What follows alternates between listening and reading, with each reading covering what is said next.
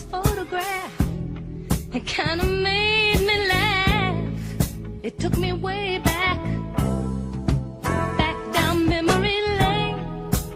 I see the happiness, I see the pain. Where am I? Back down memory lane.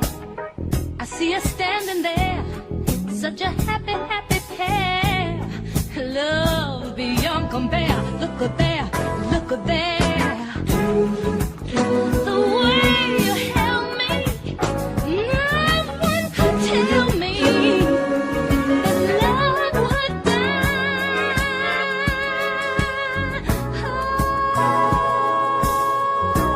Oh, why did I have to find this photograph? I thought I had forgot the past, and now I'm slipping fast. Oh, back down memory lane. I feel the happiness, I feel the pain. Here am I, back down memory lane. I'm in the sunshine, I'm in the rain. Thought it was over, here I go again. The way you held me, no one could tell me that love would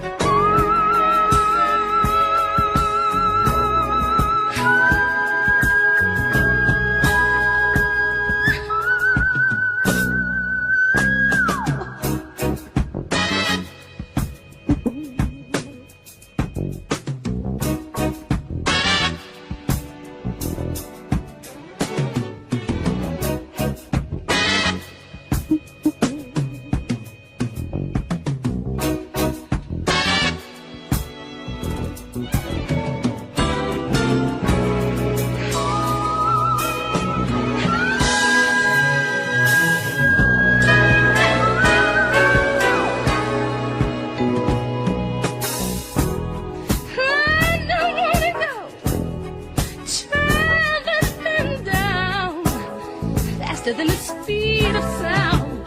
Back down memory lane. Be still my foolish heart.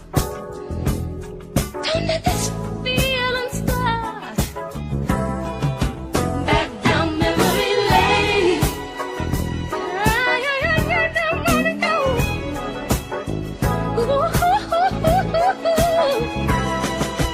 Back down memory lane. Save me. Save me. Ooh, back down memory lane. Save me. Save me, save me, save me, save me. Back down memory lane. Whoa,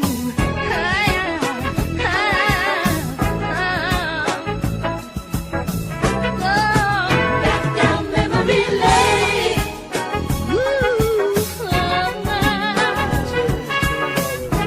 I was over Odell's house, and me and Odie, we were messing around like kids mess around, slap fighting and arguing and, you know, making each other tougher. And Victor was out front waiting on Odell or someone. He was smiling. And I come out of there to walk down the steps, and there was Victor right there. And he had this beautiful smile on his face, and it lightened my heart from the argument. And I said, "What's up?" He said, "I'm here to see Odell." I said, "All right, he's in there." We arguing over a car seat that we had got out of a car. And then I started seeing Victor all the time. So Mouse's girlfriend lived on LaSalle. My babysitter lived on LaSalle. And Victor would always be on LaSalle. So I'd be over at Francine's house, I'd see Victor again. Everywhere I go, I see Victor. So now I like Victor. I'm like, every day I'm seeing little Victor rolling through the neighborhood. And man, I didn't know we would spend like 20 years together on a prison yard together. But I'm gonna tell you, the 20 years, the years that I spent with him, you know, looking back on all the time I spent with him, I was with him more than his family was with him. And I seen him at his best, and he was never down. He was always positive, always motivated, and he knew how to survive anywhere he went. I want to salute my childhood friend. I've been knowing Victor since we were like in elementary school. So we went to elementary school, junior high school, and high school, and just the school of hard knocks, the streets and prison. So I want to salute him based on one thing that I know about him personally. And out in the audience, he has a group of individuals who know him from a place because he gave a part of his life, a long chunk of his life, for something that he did, and most dudes wouldn't have done that, and he done it in an honorable way. So I want to salute him for that, and I salute you, Pretty Boy. So outside of that, I now want to speak about Victor. And so I've been knowing Victor, like I said, all my life. And I want to bring some like levity to this situation because I don't want anybody to be down. But this dude here, when I tell you that this dude here can tell you a story, this dude's going to tell a story. Now, whether or not the facts is true, we don't know. But my homie is going to tell you a hell of a story. And one of the stories that he told me, and it'll always remain with me because he was a musician. And for those who knew him, he's always played, almost every instrument all his life. I myself, I played the piano. And he and I were in the orchestra when we was at Horseman Junior High. And one of his famous stories was, and if you happen to look at that guitar, and it came back to my mind that he was Prince before Prince, right? And that's this dude. And, he did it when we was on the streets. He did it when we was incarcerated. He did it when we came home. And so that's how I'm going to remember my friend Victor, as like a cool, solid, always happy, as Q said, never down, always up in life. And I want you to know that his memory will always live within me. Victor had another family. I'm one of his sisters. See, a lot of people in the generation now don't understand the love that we have for each other. Nothing can break that bond. Nothing can break that bond. I mean, if we had one chicken dinner from Mama's Chicken, 10 people ate. Like, who got the money to go get the chicken dinner? You got a 4-piece and about 10 people's eating on 12 French fries.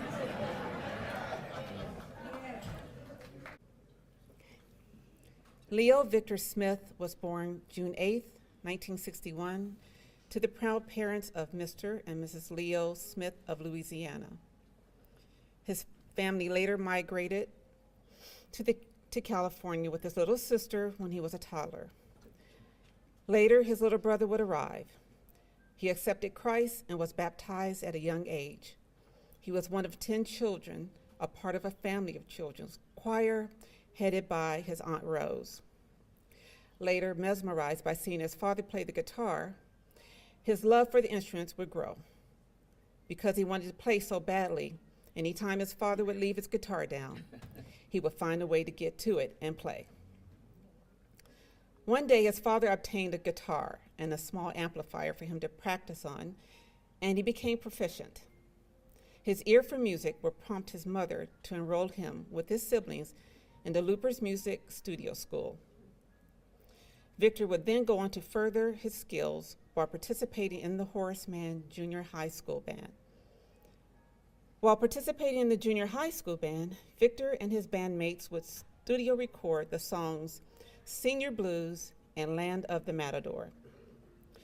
After seeing that he was serious about music, his parents would soundproof the garage where all the kids in the neighborhood who played instruments could rehearse. Over time, Victor would go on to master the bass, guitar, and then drums. And I might add, the piano as well. News of his talent and skills would prompt Auburn University to offer him a full-ride scholarship for music. However, he was sought after by a member of a local group called Black Steam and the Five Funky Things, and would begin his traveling music career in high school, provided he kept up his grades. Victor's work ethic did not stop with just playing the guitar. Each summer, from the age of 14 to 18, He worked at the CEDAR program with LA County to obtain skills that would transpose over to full-time employment. He would attend Los Angeles Community College. He worked as a technician at Tune Up Masters and would later go on to attend carpentry school with his younger brother, as encouraged by his late uncle Ellis. Life later would take 32 years of his youthfulness for a crime he did not commit. Take your time. He didn't let life and justice stop his goals. He participated in the Scared Straight program, started a group called the Wee Band Incorporated.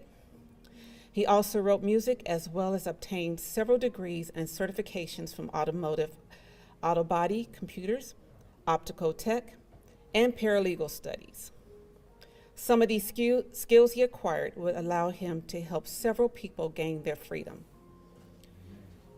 Unfortunately, amen.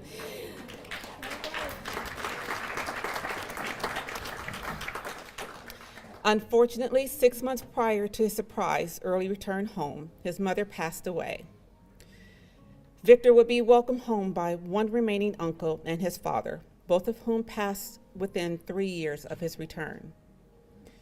Still with all the pitfalls he received in life, he did not falter to negative vices to cope, but he did have a sweet tooth. Once home, he jumped right back into the dream of being the best guitar player he could be and continued to maintain his work ethic despite the challenges he faced in his youth. Victor would go on to various positions, but through it all, he never forgot about his music.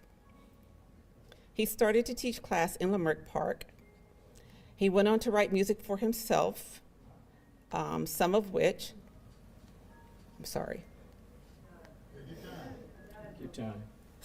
have been copywritten. He was recognized in LA Lifestyle Magazine 2022. He went to work teaching the youth to understand that time was of the essence to stop negative contributions to the neighborhood.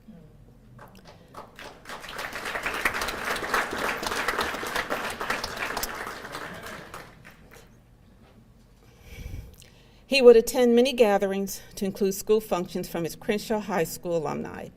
Before his untimely death, he was in the middle of writing a book and copywriting more of his music. Yes. But the morning of April 8th, the Lord thought it best to take him home after 9 years of being back with us. Victor is preceded in death by his parents, Leo and Estella Smith, ex-wife Kathy. He leaves behind to cherish 2 younger sisters, Vivian and Cobra, and his younger brother, Marty. 3 cousins whom were raised with him, a stepdaughter, 2 grandchildren, and a host of nieces, nephews, and cousins.